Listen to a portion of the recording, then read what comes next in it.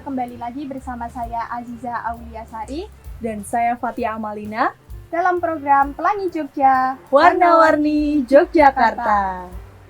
Nah, kami sekarang sedang berada di kebun Melati Garden ya Pak ini? Melati Aji Garden. Melati Aji Garden. Baik. Dengan Pak Gandhi Iya, ya? betul. Apa kabar Pak? Alhamdulillah baik, Mbak. Selamat pagi Pak. Selamat Jadi pagi. di sini kami ingin mengetahui lebih lanjut mengenai apa itu bonsai dan cara perawatannya serta pendistribusiannya. Nah Pak, kira-kira awal mula Bapak bisa memilih menanam bonsai ini Iya. gimana sih Pak? Ya, awalnya waktu muda kan orang mencari jati diri ya. Saya pernah musik, ke vokal, nari, tapi akhirnya suatu saat harus kita tinggalkan. Tapi kalau bonsai itu sampai tua masih bisa saya nikmati. Akhirnya saya memilih bonsai ini. Dan waktu itu kan masih susah ya informasi tentang bonsai, tetapi alhamdulillah ada buku-buku ya yang menunjang. Gitu, Mbak. Untuk tanamannya itu apakah semua di taman di sini itu bonsai gitu?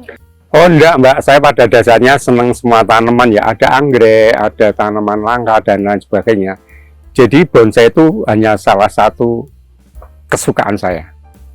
Tapi untuk saat ini memang tren fashionnya baru bonsai ya. Jenis tanaman apa aja sih Pak yang bisa dikatakan bonsai itu? Sebelumnya tanaman apapun bisa Mbak, pada dasarnya bisa dibonsai. Tapi karena untuk bonsai itu kan replika pohon di alam, sehingga kalau pohonnya kecil kok daunnya gede kan tidak proporsional. Jadi pada dasarnya yang bisa dibonsai dan bagus itu ya mereka yang punya daun-daun kecil, berbuah kecil. Kalau misalnya mangga bisa, tapi kan nanti daunnya kan tidak sesuai. Ya. Untuk waktunya itu berapa lama ya Pak untuk menjadi tanaman bonsai sendiri? Aduh, kalau itu relatif Mbak ya, relatif juga. Tapi rata-rata kalau di atas 3-4 tahun, walaupun belum jadi, tapi bisa dilihat. Sudah ada bentuknya. Gitu. Kalau cara perawatan bonsai ini sendiri gimana sih Pak? Perawatan bonsai sama seperti perawatan tanaman hias lainnya, juga perlu dipupuk. Kalau ada hama juga perlu dikasih pestisida, kalau kena jamur juga fungisida. Saya rasa tidak beda dengan merawat tanaman yang lain. Untuk tanaman sendiri yang paling sering dipesan oleh pelanggan atau yang paling favorit itu apa Pak? Waduh, itu Mbak ya, kalau tanaman dibilang favorit itu relatif ya, karena kan setiap saat berubah. Waktu kemarin tuh anting putri rame, tapi sekarang juga masih. Tetapi kan fluktuatif ya, sehingga kalau ada tanaman baru mungkin ada yang baru lagi yang lebih menarik orang. Jadi saya tidak bisa matur ini yang itu Mbak ya. Kalau jenis tanaman bonsai yang sulit perawatannya itu apa sih Pak dan apa alasannya?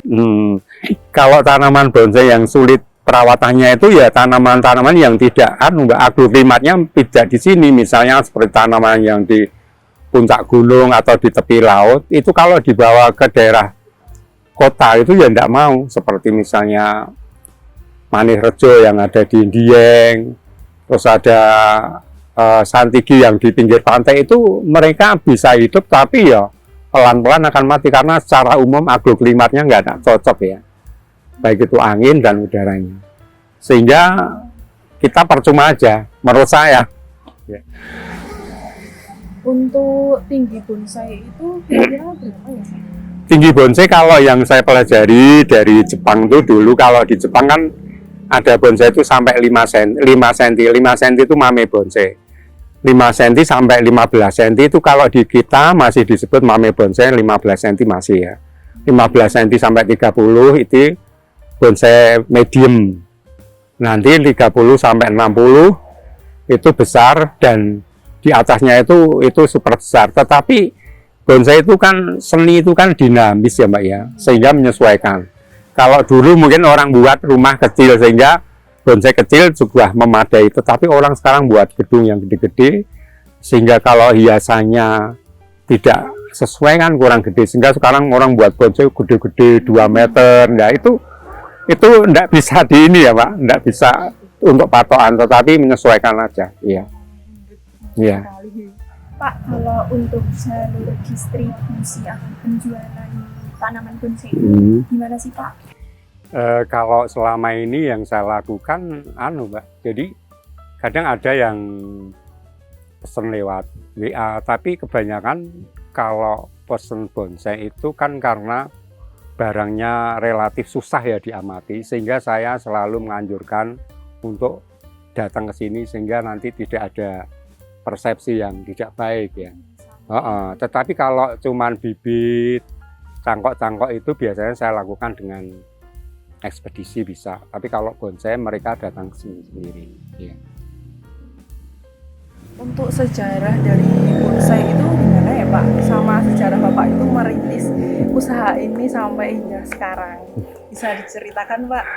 Ya, setahu saya kalau bonsai yang saya pahami itu kan awalnya kan dari Jepang ya Mbak ya. Tapi sebenarnya di Jepang itu dulu ada budaya tanam bonsai itu karena kan dinasti zaman dulu kan sering ngasih cenderamata ya. Nah, dari suatu saat itu dari kerajaan Cina itu ngirim cenderamata ke Cina dengan tanaman cabai atau terong gitu ya.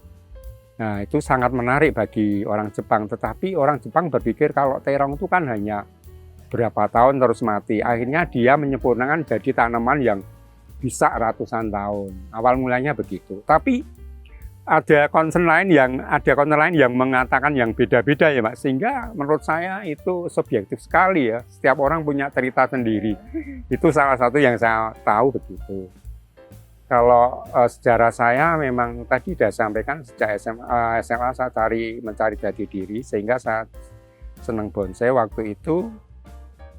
Ada bonsai dari pengarang Pak Sugito Sigit itu yang membuat saya terus akhirnya kebanyakan orang kan bonsai sampai naik dewe motong-motong, tapi saya belajar dari Sugito Sigit itu akhirnya terus suatu saat saya ikut pameran, suatu saat dia ditarik menjadi perawat bonsai sehingga kerja saya jual jasa yang merawat bonsai sampai saya umur 45 tahun, saya punya pilihan, saya mau di rumah aja, sama kadang-kadang anak pada belajar, saya openi gitu.